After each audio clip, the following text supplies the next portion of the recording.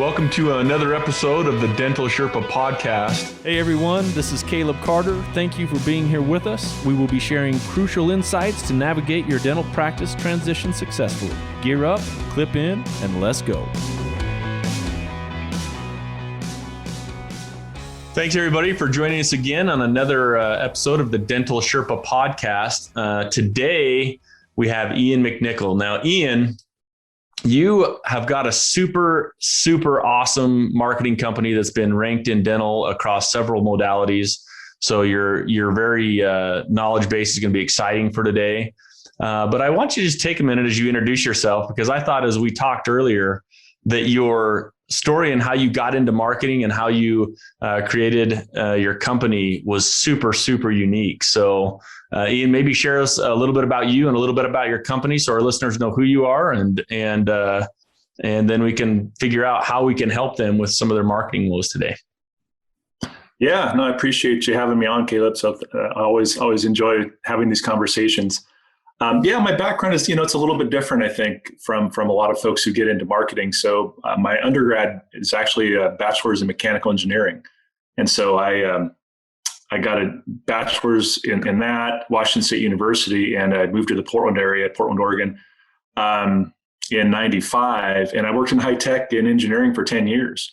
And I really enjoyed it. I liked engineering, and high tech was a fantastic place to start a career. But I was really kind of more interested in business. So towards the end of that time period, I commuted, I was working full time, and I commuted to Seattle from Portland once a month for an MBA program. So 2003, I got my MBA from University of Washington, and, decided to quit my high tech career after about 2006 or so. I just decided I'm just going to start my own company, and just kind of gave notice, and my boss was kind of surprised and, put a bunch of money on credit cards to fund my business. And looking back, that's what you do when you're dumb and ignorant and have lots of more guts than brains. But I did it. And it worked out, luckily, fortunately. But started a nice little consulting firm back in 2007. And it was just kind of business consulting. We did some marketing and did that for a couple, 2-3 years. And then the recession hit, 2008 and 9. Right. I think everybody remembers how fun that was. And so people weren't really hiring consultants at that time. And so my partner and I, Corey, he was my partner, my roommate in grad school. He became my business partner in the consulting firm. And he was also an engineer, and also he worked in high tech at Intel. He decided to join me, and we started this consulting firm. And when we wrapped that up due to the recession, what happened was, we're like, boy, people aren't hiring consultants right now. So around that time, we met a third guy, Mark, and Mark had a website company. And we decided, we probably need a way to have ongoing relationships with our clients and longer term than just our short-term consulting. And so we decided to kind of start a marketing agency based on all these things that we had learned, but it was not dental specific. That was not at all in the game plan. Yeah. So it was really going to be regional, small business focused, kind of what we learned from lessons from consulting. And, we started, growing the company slowly. And then in 2011, I formed a partnership with a company who had a lot of dental clients, and they introduced us, and we brought on about 25 dental clients in 2011. And said, this is an interesting industry. And at that point, they were by far our biggest market segment was dental, because we only had a handful of clients at that point. Right. And so this is interesting. So one of the lessons that we learned from our prior company was, you want to have clients who are big enough to afford paying for your services, but not so big they're going to have their own departments doing this work. And so for us, we figured, like clients that are $500,000 to $3 million in revenue is really a good size for us.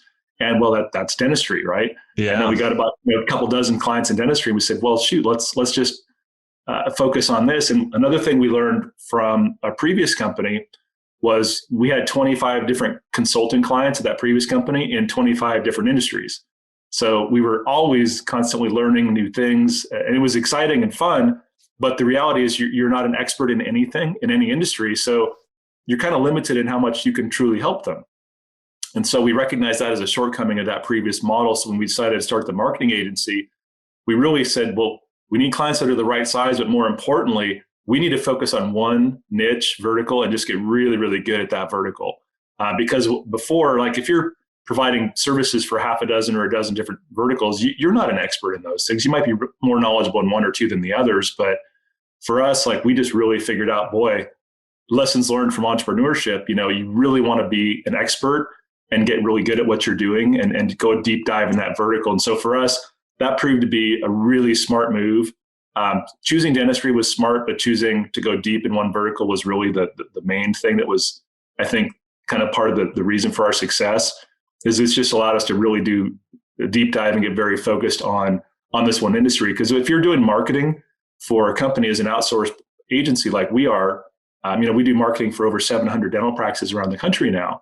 And the only reason we can do that effectively is because we understand at a deep level how dentistry works and dental marketing works. And we have 45 staff at our headquarters. That's all of us do all day long is dental marketing. So we're all really knowledgeable and good at it. And that's allowed us to really be able to get good results. Our client retention rate, which is over 95% a year, that's pretty impressive. That's pretty impressive. In the marketing agency world, that's unheard of. Yeah. People just simply don't stick around with their marketing company like that. So we've just been able to do that because of our deep understanding of dental, customer service, return on investment. All those things are driven by having the knowledge about the industry you're working in. So I see a lot of companies who provide websites and digital marketing services, and they don't understand dentistry. They might know how to build a website, but they don't know how to do content. They don't know how to convert patients and the hot buttons patients are looking for. So there's just a lot of things. If you're going to market effectively, you have to truly understand the business. Yeah. So I know, Ian, as we were talking before, we're going to dive into some really cool, like high level, but really impactful points today. But before we do, I just want to kind of help our listeners gauge a little bit of the different options for marketing when it comes to making a choice, right? Mm-hmm. I know there's everything from local regional areas to big national that cover lots of things to TV stations and things that say we do it all. How do you think, besides just being vertical in dentistry, how do you feel like your company has been a little bit more different? And maybe even talk about, I was really intrigued at the algorithms and stuff that you're using, creating through your proprietary software that kind of helps everyday dentists achieve greater marketing results. Yeah, I can kind of answer that, I think, in kind of two parts, elaborate on it. So first, just speaking generally, just marketing in general, not specific to our company or dentistry even really, but just in general, when you're talking about if you're a clinical practice, whether you're a chiropractor or a dentist or whatever, how do you drive new patients? What's the right strategy there? And so we think about it in terms of kind of three primary steps. You have to generate a lead, which is like a phone call or an email or a live chat, something like that. You have to convert that lead into an appointment, actually get them to come into the practice. And then the third step is you have to actually sell the dentistry, right? Case acceptance. And so we, like marketing companies like WEO Media, we can help with step one and step two, but we're not case acceptance, treatment coordinator. That's not what we do. That's what practice consultants do, right? So we can help with those first two steps. So if you think about it, okay, the job of the marketing agency is truly to generate leads and kind of turn those leads into appointments. How do you do that? And if you think about marketing at a high level for a dental practice, you've really kind of got three categories. You've got internal marketing, which is patient referrals, referrals from patients and stuff like that, which is honestly the best form of marketing. The problem is it's typically not sufficient. It's not enough to typically drive a practice this day and age. It's just so competitive. So that's kind of one component. Digital marketing is an obvious second component with websites and social media and all that. And the third component would be what we call direct to consumer marketing. You're talking more like your radio, TV, print ads, direct mail, that type of thing. So, I will speak to the second two items there because internal marketing, again, that's kind of more practice consulting and that's what the doctors will do. But what an agency like us can help with are the digital and the direct to consumer marketing. So the question then becomes, okay, so what do you do? How much do you spend? What's the priority and all that? And what we have found over the years, doing this for 11, 12 years now for dentists is if you start with direct consumer marketing, it's typically a pretty big mistake. If you do mail campaigns and radio and print and things like that, what happens is almost always when people get that piece of information, they go online and do research because that's what we all do. If you think about it, and if you want to research something, if you're going to buy something, what do? You get on Google, you get on Yelp, and you start looking and reading reviews and doing research. I mean, that's what everybody does that now, is you get online to do research. Right. So if you do direct consumer first without having your digital marketing really dialed in, it's a huge mistake. And I've seen clients do this. They'll say, oh, direct mail doesn't work. Direct mail actually can work really, really well, but you've got to have the conversion lined up, which means your digital marketing needs to be totally dialed in before you start doing that. So we always tell people, look, the first goal, the first job here is get your online marketing, your online presence really dialed in. After that's dialed in, if you want to get more aggressive and then do direct consumer marketing, by all means, that's fine. But you really have to be able to drive that people that go online. You have to be able to convert them at a high level. And so when it comes to optimizing the digital marketing, we talk at WEO Media, we talk a lot about the 6 pillars of digital marketing. So you've got websites, SEO, PPC, social media, online reputation management, like reviews, right, and then videos, right? And so maybe I'll just briefly explain kind of each one of those and just kind of why they matter so much. So I teach a lot of seminars and webinars at conferences all over the country. And when I do that, I have a slide that I like to show. It's called it's basically a lead generation funnel. And at the top of the funnel, where it's open wide, you've kind of got developing brand awareness, and you're not really converting people at that level into leads. And that's really where direct consumer marketing comes in, is, if you send out mailers or radio ads, you're converting like 1% of the people who see it maybe become a lead. So it's really low conversion percentage. It's really, you're just kind of more generating awareness. Right. And as a marketer, I'm much more interested in generating actual leads than awareness. Like, I don't care about awareness. Awareness doesn't pay the bills. I don't like awareness. So I like leads. And so we think about, okay, well, as you go down the lead generation funnel, websites and social media, those typically convert around 10, 15% of the people viewing them actually can become a lead. And then when you go further down the funnel towards the decision-making point, when people are ready to make a transaction and purchase, they're typically looking at reviews. So reviews are Yelp, Google, Health Grades, Facebook. Those are the big 4 in dentistry we focus and talk a lot about. And so 40% to 70% of the people who hit those review sites and read reviews convert and become leads. So if you think about, okay, well, where should my priority be? Well, reviews is clearly one of the most important pieces. But the reason we talk about the 6 pillars is potential new patients who are looking for a doctor, they will look at typically between 3 to 5 pieces of information online before they make a decision.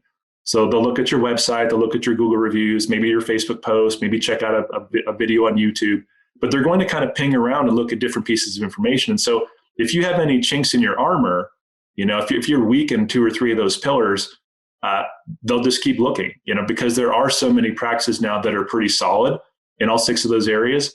The more solid you are, the higher your conversion rate is going to be. And so sometimes I'll talk to people and, they've got a great website, but they've got like 7 Google reviews, or they've got a ton of Google reviews, but an outdated website, or they haven't posted on Facebook in 2 years, So those are the things that potential patients will see, and they don't reflect positively on the practice. So what we have found over the years is our clients who do the best, who get the biggest return on investment and the biggest new patient flow, are those who are doing well at all 6 pillars. And so that's why we came up with this whole 6-pillar concept in the first place. It was just on observations. It wasn't some theory that I just think this is how it works. It was really just based on watching hundreds of clients over the years and saying, well, what's common to these clients that are doing really well? What are they doing better than the others? And really, that was just kind of the observation over time was, look, they're just robust. They just have solid stuff happening in all 6 of these areas, because that's how patients make decisions. So it made sense, like once we kind of looked at it and ascertained what was going on. So I always try to teach these doctors that we work with, like, look, you really need to be solid in all these areas. And it doesn't have to cost an arm and a leg, in terms of budget and return on investment. Those are common questions we get. Well, what should we spend? Well, they're buzzwords too, right? It's like everybody's like, hey, if I were to talk to any of our consulting clients or transition clients, that's always the question. Well, how much, right, how much, where, and I always have this big philosophy, and I think it comes, essentially from Warren Buffett and his stocks is you've got to kind of do a little bit of everything. And then when you find the thing that really drives in your market, that's where you double down and triple down and say, okay, I know I put money out in all these areas, right? And the ones that pay the higher returns, I'm going to shift more of that money on. And the ones that don't, I need to just keep them maintained, right? I need to make sure that I'm relevant and present. So maybe just some quick questions. And as we go through just these 6 pillars, I think something that would be very helpful, and people that have listened to this podcast before, we've had website guys on, we've had one of the biggest SEO companies in the nation on. We've had some marketing and even a professor for marketing, talk about some of the social media stuff. But maybe if we could just take these 6 things, Ian, and just say, hey, let's do probably the 2 or 3 most important bullet points in these topics so that someone listening can say, all right, website, what's my quick check? Right? Like, what are the things that I have to have? Because I know when we talk to the website guy, you could spend a half hour or an hour on, hey, here's all the intricacies you've got to have on your website, But if you're saying, hey, you want to build a website, I'm a dentist, I want to build a website.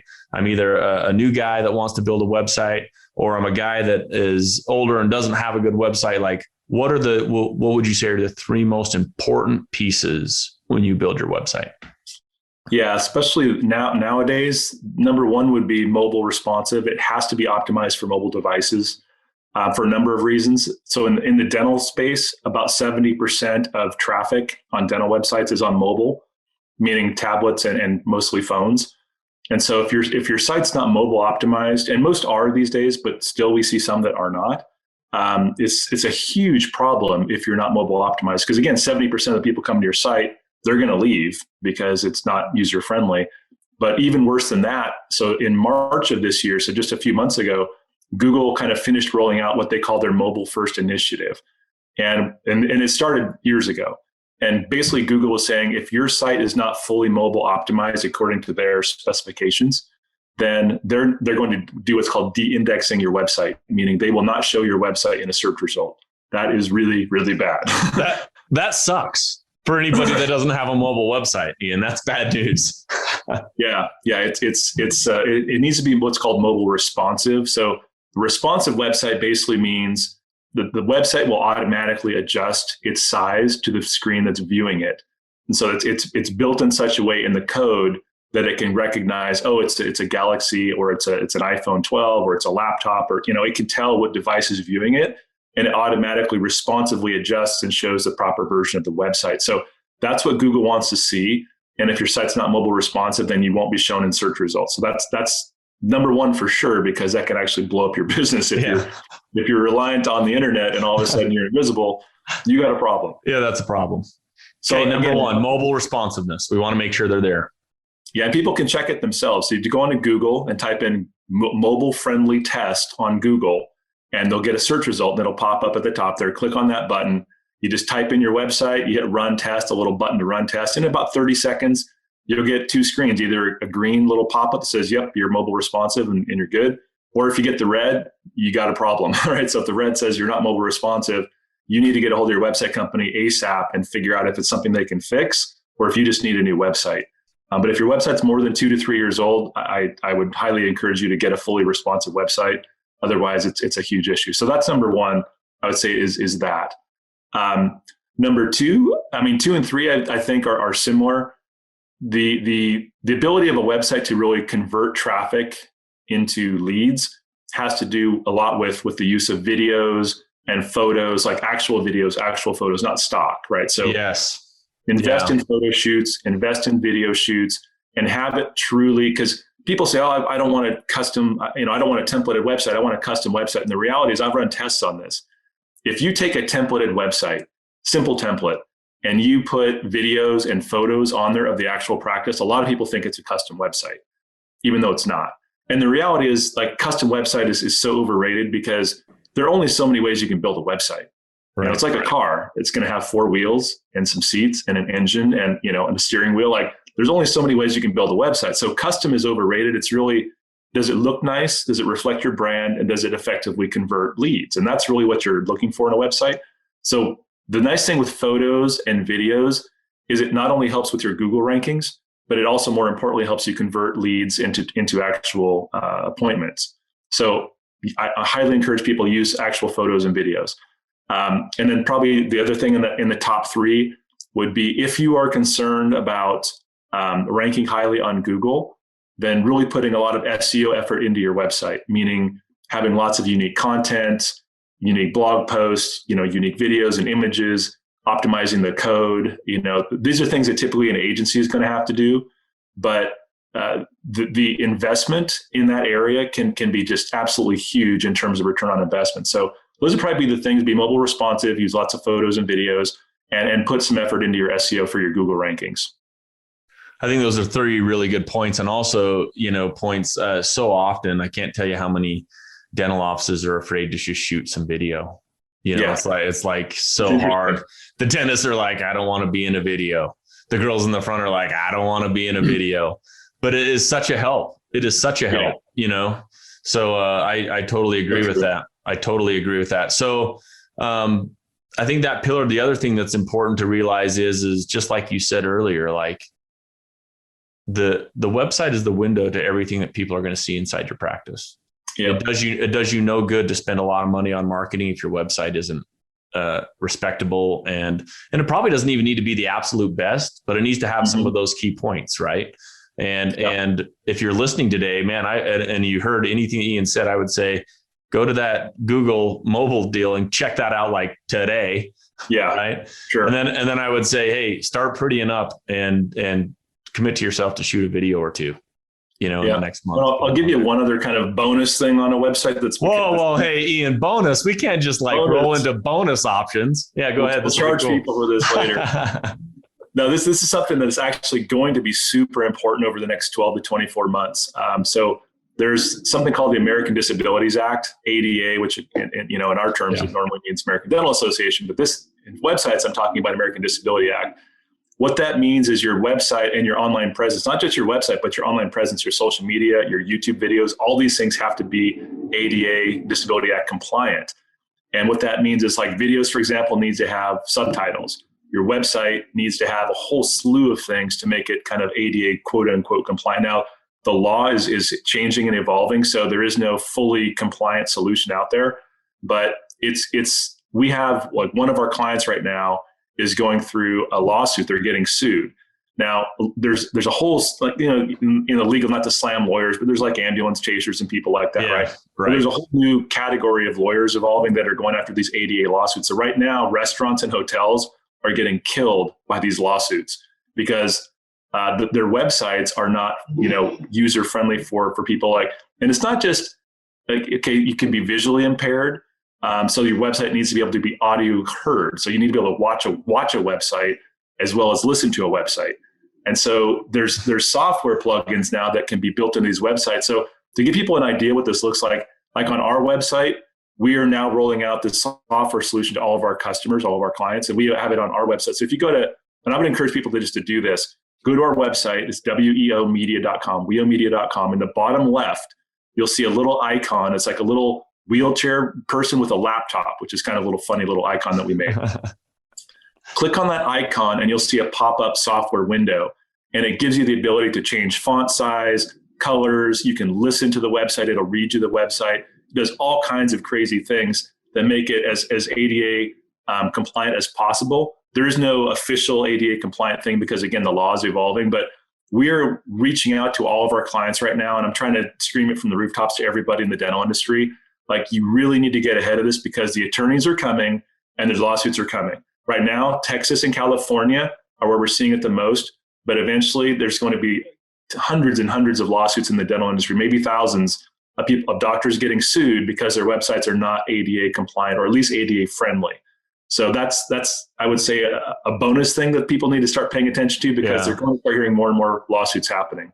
That's crazy. And geez, I always fret sometimes for the dentist. It's like, here they are all day pounding it out, working in people's mouths. And now it's like, what? Someone's going to sue me because they can't see subtitles in my video? Like, I feel for them. I feel for them for sure. Yeah. We've got a client in California right now who's getting sued because their YouTube videos don't have captions on them. That's crazy. Yeah. And they're probably going to lose. Well, let's get that cleaned up too, I guess, guys. And there's never any work to do. So number one, we just talked about one pillar, website. What's our second pillar?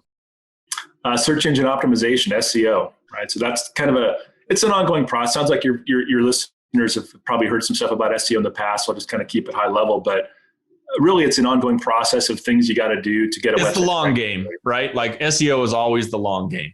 It's always the game that's like, hey, you got to have these things rolling all the time. But SEO is something that you just better plan on putting your money in and not knowing if it's what exactly the results are for months down the road, but just do it and try and track it as you go.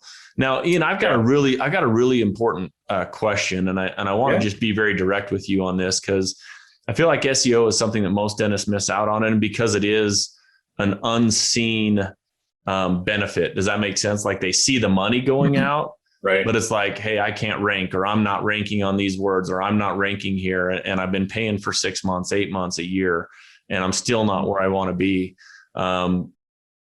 And what would be your advice when it comes to SEO on saying, to meet a minimal level of SEO, how much do you probably need to invest? And to meet a maximum level of SEO, like what would you recommend they spend? Because I know that's the hard question, right? It's so much easier to pay for a pay-per-click because it says, hey, this was impressed in front of so many people, but it doesn't have the natural ranking and ability like SEO. So like, if you could just give our when you talk about some of these 1 or 2 points in SEO, like what the range should be for that.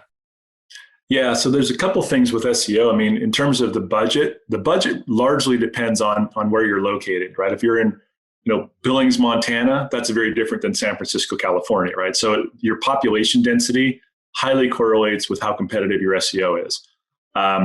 So, at a low level, like we have entry level SEO is $500 a month. And we have some clients that are $1,000, $1,500, even $2,000 a month on SEO, depending on how aggressive they want to be and how competitive their market is. But I'll tell you, there's a lot of snake oil that is sold as SEO in this industry, people that'll sell it for like $300 a month. And they're really not doing much. You can't do like honest to goodness, true SEO for that low of price, because it's just simply so labor intensive. You have to write lots of content. You have to do directory work. You have to do blog posts. You have to write code. These things take people. They take physical man hours. You can't just automate this stuff all with software. Some things you can, and we have, but to do really effective SEO, they need to be spending in that 500 to 1,000 range per month. Now, what are they getting for that? That's the more important question, because it's really about return on investment. It's not so much about spend, but what are you getting for that spend? In the first year, our target is a return of 5 to 10x. So for every dollar spent, $5 to $10 coming back. And that obviously ramps up, like you said, it's a long play over time. We track a ton of metrics. One of the advantages of having a marketing company owned by a bunch of engineers is we're very data nerds. We're very much. It's cool to be a nerd in today's world. You thought all the time on the playground when kids were like picking on us, is like, hey man, this guy's a nerd. It's like, well, hey, it's all right. We're okay now. Yeah. Well, so our team, we're very kind of data and process driven. And so we track all kinds of stuff. So 75% of our clients are ranked on page 1 within 6 months for the primary most competitive keyword. Because a lot of people will say, oh, we'll get you ranking on page 1 in no time. Well, yeah, for their name and for really easy things that people don't search for. Like I used to kind of give this example when I was teaching, is like, I can get everybody in this room ranked on page 1 of Google within a week for purple cow dentistry. Would you like to rank for purple cow dentistry? No, because why? Nobody searches for it. There's not a soul in this country that searches for that, right? So yes, I can get you ranked on page 1, but who cares if there's no volume, right? So it's not only can I get you ranked, but what are you ranking for? And so we always say the most competitive search term is what you want to rank for. It's dentist plus city, the type of, so if like it's endodontist, Seattle, oral surgeon, San Francisco, like the type of dentist or the type of doctor and the city, that's always going to be the most competitive and best search term to rank for. And so 75% of our clients are ranking from page 1 for that within 6 months, which is really, really good. Yeah. So more importantly, though, how do you know what's happening? And so one of the things we figured out early on was exactly what you just said. There's a lot of people who kind of know they need to do this, but they don't have any clue what the company is actually doing for them or if it's even working. And so we took a very transparent approach from the beginning. So we sent out a monthly report, which actually lists everything we did for the month. So a lot of companies will send out monthly reports, but it's just metrics. Here's your traffic, here's your phone calls, here's your rankings, and that's all good information. But we actually put all that plus what did we actually do this month? We optimized these 12 directories. We wrote these 2 blog posts. We wrote this much unique content. We updated your code. We built these backlinks. Like, it's super transparent. So our clients can see every single month, everything we did, in addition to the metrics. And so the most important thing they want to see, are the phone calls increasing? Are we actually gaining traction in the rankings? Like, those things are what really matter. But if your SEO agency is not transparent in what they're doing, as well as the metrics, then you have to question what they're doing. Because I will tell you, as an insider in this industry, most SEO companies don't do much. That's why they charge $300 a month, because they're not doing much. Right. So you want to be really fully transparent. So if you're a doctor and you're trying to hire an SEO company, the things you should ask them, what are you going to do every month? Are you going to send me a monthly report? Is the monthly report going to tell me what you're doing? And then can I have, kind of monthly or quarterly calls with my SEO manager and talk with them, right? And ask them, how's it going? And what do you need from me? And how do I know it's working? And hold them accountable. Don't just sign a contract, give them your credit card and hope and pray that it works. Like that's not going to work. So you really have to ask some questions and hold them accountable. And good agencies are happy to do these things. If they're doing the work, they should have nothing to hide. If they won't be transparent, then that's a red flag. Yeah. And I think the other thing too, is it's like, I think every dentist listening to this has great intentions to be like, I'm going to do that. I'm going to call my SEO company, right? Right. And they come in Monday morning and all of a sudden, the sterilizer isn't working right. And they've got a sick assistant and my tooth blew up this week, and so now all of a sudden it's like, oh yeah, call the marketing company, bottom of the list, So I think what's important that you just said is hopefully whoever you're using, that they're reaching out to you, right? That they're making the effort to contact you and then keeping that top of mind. Anything else on that pillar with SEO? Ian? Yeah, I would just say it's to me, it's one of the most important pillars, and it's probably the most misunderstood pillar because it's just so misrepresented. And I talk to a lot of doctors who are jaded and like, oh, SEO, I tried it, it doesn't work. Well, real SEO absolutely works. It's just, what are you getting? So what we offer people, if you're paying an agency or you're not you just want to see how your SEO is doing, send us an email. Our consultants will actually do a full-blown analysis, and it's not a sales pitch.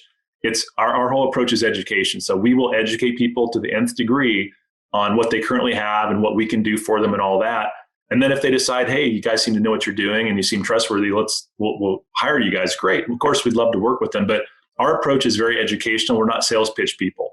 So if people are not sure what their current SEO, just go to our website, send us an email, just info@weomedia.com, or give us a call on our number, and we'll hook you up with a consultant. We'll do an analysis and we'll let you know. We'll look at things like, is your content unique? We have software that can analyze your entire website and tell us exactly what percentage of your content is unique versus duplicate. We'll look at your code. We look at all these things and we can tell you it's not our opinion, it's fact, right? Like, here are the things that drive SEO. Here's how you're doing in those areas. It's like a clinical assessment, right? Doctors will look at our teeth and show us the x-rays and here's your cavity and here's your cracked tooth. And like, it's not opinion. It's like, here it is, right? So that's what we do. Yeah. We do the analysis, we show them the data, we show them the facts, and then make recommendations for them. And if they want to use us, great. And if not, at least they got some good education. Yeah. Yeah. I think that's really good advice. So we've got websites. Obviously all the docs are, shooting their video. Now I've got SEO. Hey, we're spending anywhere between $500, $1,000 a month, maybe $1,500 on our market. So there's our first 2 pillars. What do we got for pillar 3? Yeah, pay-per-click ads, PPC. So the pay-per-click ads. This is the one that everybody's doing. Like, this is the one that everybody goes to now, right? Like, everybody's screaming pay-per-click ads, right? Yeah, well, the thing about pay-per-click, that it's a really nice complement to SEO, because how SEO works is, it's the long game and you want to get ranked, but SEO is only going to typically rank you for the city that you have a physical address in. So I'm in the Portland, Oregon area, so I'll use the geography here since I know it. So we've got Portland, and then you've got all the little cities around Portland. You have Beaverton and Lake Oswego and Tigard and Gresham and Hillsborough. Like, there's tons of and every major metro area is the same way. Seattle's got a bunch of stuff around it, San Francisco. So every kind of major metro is the same situation where you'll rank for the city you're in. But so if I'm in Beaverton, I'm not going to rank for Tigard or Portland or Lake Oswego or whatever. That's how SEO works. It typically ranks you for your city. Now, if you're rural, again, like you're Billings, Montana or whatever, you'll rank for Billings potentially if your SEO is good. But what about, the 20, 30 mile radius around Billings, or the 5, 10 mile radius around your practice in Beaverton or Portland? you're going to get 80% of your patients are probably coming from that 5 to 7 mile radius, right? Well, Yes. you're not going to rank well for that in SEO potentially. So for the areas that are not in your city. So that's where pay-per-click comes in really handy. When we design a campaign, what we do is we kind of look on a map, we kind of draw a big circle on a map. It's okay, there's your practice. We draw a big circle around your practice. It's okay, what part of that is in the city you physically have an address in, and what's not? And what's not, that's a great place for pay-per-click ads. Or if you're not ranking on page 1 in your current city, then everything's good for pay-per-click ads. Yes. But how you run these campaigns is really critical. There's a lot of do-it-yourself programs out there for running your own campaigns, and it's a big mistake. Like I see people make mistakes all the time. It was funny. I was doing a lecture in Austin, Texas a while back, and I was educating the doctors on how pay-per-click works and showing examples. And there was one of these doctors in the front, and he was a kind of a know-it-all guy. He's like, oh, I know how this stuff works, and we've got this dialed in, and he was just kind of like trying to challenge me to show how much he knew. And I didn't want to be a jerk or anything, but I just kind of listened to the guy like, okay. And so he knew everything that I knew apparently. And so he said, yeah, we've got this dialed in, we're doing dental implant ads. We got our cost per click really good. And it's like, oh, well, what are you paying for cost per click? And he's like, oh, it's about $18 a click. I was like, oh, wow, that's interesting. We have clients in Austin right now. We're doing dental implants. And we're about $4 to $5 a click. And his jaw just dropped. And he's like, what? No way. And I knew what he was doing wrong. I could tell by how he described his campaign. I knew what he was doing wrong, but he was just being such a jerk. I was like, all right, well, good luck, buddy. I mean, the thing is, like, it's so easy to make mistakes in these campaigns. If you don't do the same thing each day, all day, there's no way somebody part-time is going to have half a clue to do it as well as an agency. It's just not their job. It's like that. I don't do my own root canals. There's a reason for that. I don't know what I'm doing, I mean, you could try.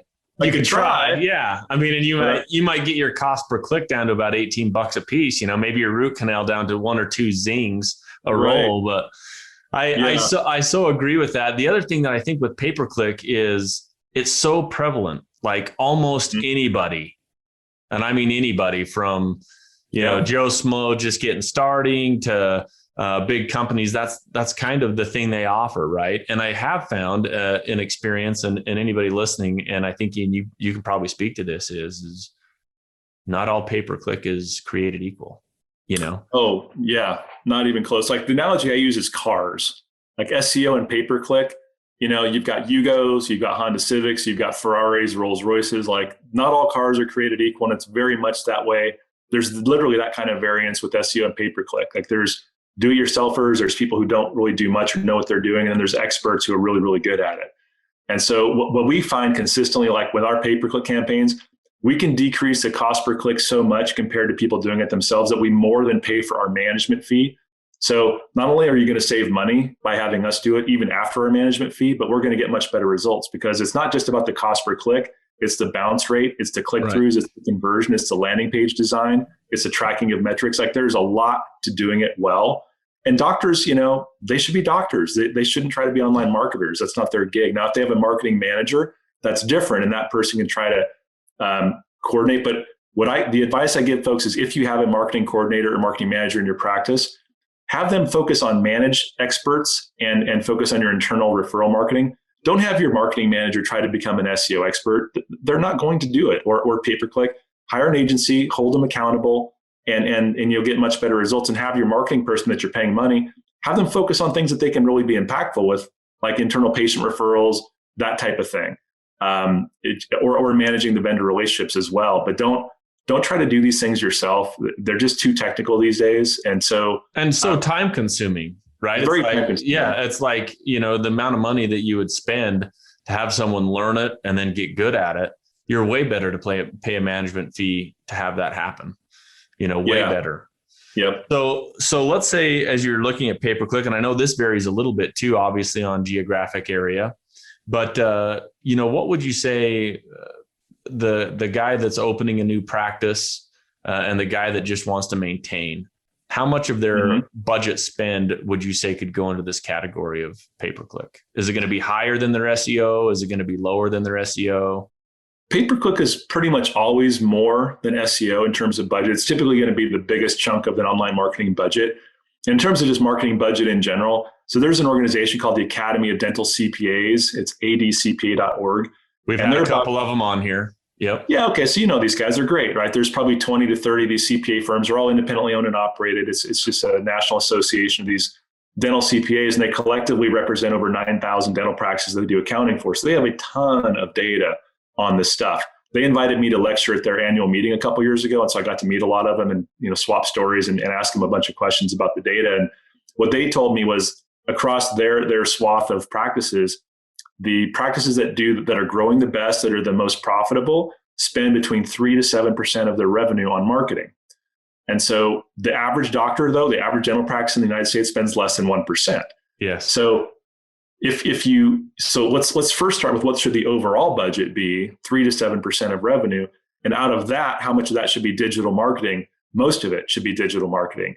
Unless you are really, you know, getting aggressive and you want to do direct consumer, for sure. And absolutely, they should invest with internal referrals and stuff like that, but that's not expensive. Yeah, pretty inexpensive, right? Some cards, some good verbiage, and motivated hygienists in front office that's willing to say, hey, we like you. We want people like you, right? Send your family and friends. Yeah, like so it's not super expensive, right? And it's the layup that most offices don't shoot, you know?